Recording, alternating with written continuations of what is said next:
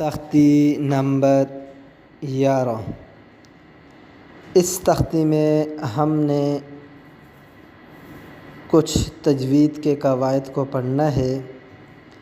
سب سے پہلے جس کو ہم نے پڑھنا ہے تجوید کے قاعدے کو، وہ ہے غنہ۔ ٹھیک ہے، اب یہ غنہ کس کو کہتے ہیں؟ غنہ کہتے ہیں آواز کو ناک میں لے جانا۔ ٹھیک ہے، اب یہ غنہ کہاں کرنا ہے یا کہاں نہیں کرنا، اس کے بارے میں پڑھنا ہے۔ آپ کو تو پتہ ہے نا کہ ساکن کس لفظ کو کہا جاتا ہے؟ جس کے اوپر جزم ہو۔ ٹھیک ہے، تو اس لیٹر کو ہم کیا کہتے ہیں؟ ساکن۔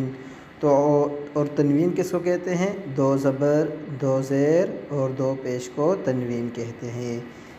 ابھی ان دو چیزوں کے متعلق ہم نے پڑھنا ہے۔ ٹھیک ہے، نون ساکن ہو یا تنوین ہو اور ان کے بعد حروف حلقی میں سے کوئی آ جائے تو وہاں ہم غنہ نہیں کریں گے۔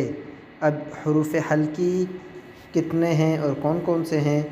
تو حروف حلقی 6 ہیں اور وہ یہ ہیں: حمزہ، حمزہ، ہا، ہا، عین، حا، عین، حا، غین، خا، غین، خا۔ یہ 6 حروف حلقی ہیں: حمزہ، ہا، عین، حا، غین، خا۔ ٹھیک ہے، تو کیا قاعدہ ہے؟ نون ساکن ہو یعنی ایسی نون ہو جس کے اوپر جزم ہو، یا تنوین ہو، دو زبر ہوں، دو زیر ہوں یا دو پیش ہوں، اور ان کے بعد حروف حلقی میں سے کوئی آ جائے تو وہاں ہم غنہ نہیں کریں گے۔ کیا مطلب ہے؟ وہاں ہم آواز کو ناک میں نہیں لے کر جائیں گے۔ وہاں کیا کریں گے ہم؟ یہ اب انشاءاللہ آگے پڑھیں گے۔ ٹھیک ہے، وہاں ہم نے اظہار کرنا ہے، تو اظہار کیا ہوتا ہے؟ وہ یعنی کہ وہاں ہم غنہ نہیں کریں گے۔ ٹھیک ہے، اس کے بارے میں تفصیل ہم آگے پڑھیں گے۔ جو ہم نے پڑھنا تھا غنہ کے متعلق، تو نون ساکن یا تنوین کے بعد حروف حلقی میں سے کوئی نہ ہو، یعنی یہ 6 لفظ نہ ہوں تو وہاں ہم غنہ کریں گے۔ ٹھیک ہے، یہ پہلے ہم پڑھ کے میں آپ کو بتا دیتا ہوں۔ یہ دیکھیے، حمزہ، نون زبر، یہ دیکھیے ابھی ہم نے غنہ کیے، آواز کو ہم ناک میں لے گئے ہیں۔ ٹھیک ہے، یہ نون ساکن ہے اور نون ساکن کے بعد تا ہے، تا حروف حلقی میں سے نہیں ہے تو یہاں ہم نے غنہ کیا ہے۔ ابھی غنہ کتنے سیکنڈ کرنا ہے؟ 3 سیکنڈ کر لیں، 2 سیکنڈ کر لیں۔ ٹھیک ہے، جتنا آپ کے لیے ایزی ہو۔ تا زبر تا، تا، کلیئر ہو گیا نا؟ نون ساکن کے بعد حروف حلقی میں سے کوئی نہ ہو تو وہاں ہم غنہ کریں گے۔ غنہ 3 سیکنڈ کریں گے۔ اوکے، غنہ کس کو کہتے ہیں؟ آواز کو ناک میں لے جانا۔ تا، اوکے۔ اچھا، دوسری بات ہم نے موٹے حروف پڑھنے ہیں۔ ٹھیک ہے، موٹے حروف کتنے ہیں؟ وہ 7 ہیں۔ ٹھیک ہے، اور وہ کون کون سے ہیں؟ یہ اسکرین پہ آپ کو نظر آ رہا ہے: خا، صاد، ضاد، غین، طا، قاف، ظا۔ ٹھیک ہے، یہ موٹے حروف ہیں، ان کو ہر حالت میں موٹا پڑھنا ہے۔ ٹھیک ہے، ہر حال میں ان کو موٹا پڑھنا ہے۔ ٹھیک ہے، اور ایک دوسرا لفظ ہے را، اس کے بارے میں آپ کو پہلے بھی بتا چکا ہوں کہ اس کے اوپر کوئی حرکات ہوں تو اس کو ہم موٹا پڑھیں گے، اگر اس کے نیچے کوئی حرکات ہیں تو اس کو ہم باریک پڑھیں گے۔ ٹھیک ہے، اور اس کے ساتھ آپ کو ایک دوسرا قاعدہ بھی بتاتا چلوں را کے متعلق، وہ یہ ہے کہ جب را ساکن ہو اور اس کے بعد والا لفظ وہ موٹا ہو، ٹھیک ہے، پھر بھی را کو موٹا پڑھیں گے۔ ٹھیک ہے، یہ جب آگے مثال آئے گی تو میں آپ کو اس کے بارے میں بتا بھی دوں گا۔ چلیے، یہ بھی اسکرین پہ آپ یہ دیکھیے را ہے۔ ٹھیک ہے، یہ را سے پہلے تو زیر ہے مگر را کے بعد جو لیٹر ہے وہ موٹا ہے، ٹھیک ہے، تو اس را کو بھی ہم نے موٹا پڑھنا ہے، ٹھیک ہے۔ یعنی را ساکن سے پہلے اگر زیر ہے یا دو زیر ہیں، دو زیر تو نہیں آ سکتی، ایک ہی زیر آئے گی، را ساکن سے پہلے زیر ہے، ٹھیک ہے، اس کو تو باریک پڑھنا ہے۔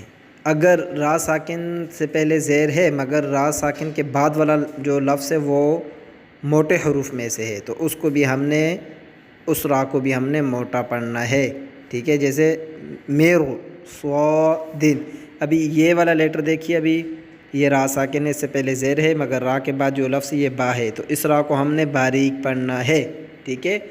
صرف اس را کو موٹا پڑھنا پڑے گا، اس را ساکن کو جس کے بعد حروف مستعلیہ میں سے کوئی لفظ ہو، ٹھیک ہے۔ مستعلیہ موٹے حروف کو کہا جاتا ہے، ٹھیک ہے۔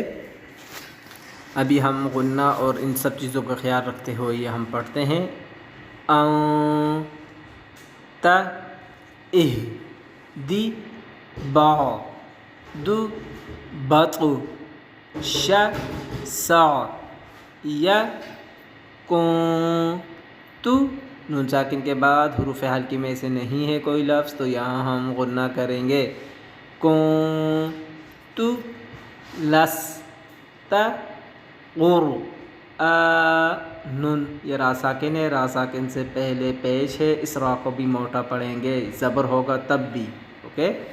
قر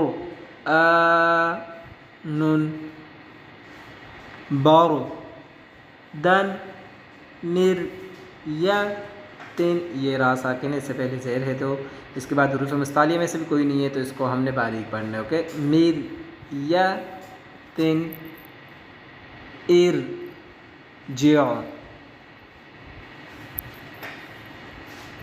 ایرو جیع، اس را کو موٹا ہی پڑھنا ہے، ٹھیک ہے جی، قواعد میں سے ہے، اگرچہ اس کے بعد حروف مستعلیہ میں سے کوئی بھی نہیں ہے پھر بھی اس را کو موٹا پڑھنا ہے، اوکے۔ ایرو جیع ایر ب تی مس رو قطر رن قیرو تو سین، اس را کو ہم نے موٹا پڑھا ہے، کیوں؟ کیونکہ اس کے بعد حروف مستعلیہ میں سے تو آ رہا ہے، ٹھیک ہے۔ میرو صادن وہی صورتحال، فیرو قاتن وہی، نر اس کو باریک، ٹھیک ہے، کیونکہ اس کے بعد حروف مستعلیہ میں سے کوئی بھی نہیں ہے، ٹھیک ہے۔ نر تا ار ہم، ابھی آپ کو میں پھر بتاتا چلوں، موٹے حروف 7 ہیں، ان کو یاد رکھنے کے لیے یہ بالکل ایزی سے بنا دیے، خصو خصو ضو طن ضو طن قض قض قض خصو ضو طن قض، یہ آپ یاد کریں گے تو آپ کو موٹے حروف یاد ہو جائیں گے، ٹھیک ہے۔ پھر آپ کو بتاتا چلوں حروف حلقی بھی یاد رکھنے ہیں، وہ 6 ہیں، حمزہ ہا، عین ہا، غین خا۔ غنہ کس کو کہتے ہیں؟ آواز کو ناک میں لے جانا، اور یہ ہم کہاں کریں گے؟ جب نون ساکن یا تنوین کے بعد حروف حلقی میں سے کوئی نہ ہو تو وہاں ہم غنہ کریں گے، ٹھیک ہے۔